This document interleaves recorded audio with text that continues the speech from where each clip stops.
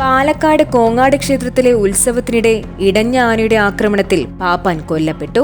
ബ്രാഹ്മണി വീട്ടിൽ ഗോവിന്ദൻകുട്ടി എന്ന ആനയാണ് ക്ഷേത്രോത്സവത്തിനിടെ ഇടഞ്ഞ് പാപ്പാനെ ചവിട്ടിക്കൊലപ്പെടുത്തിയത്. തടുക്കശ്ശേരി നാഗൻകുളങ്ങര ക്ഷേത്രോത്സവത്തിനിടെയാണ് അപകടം.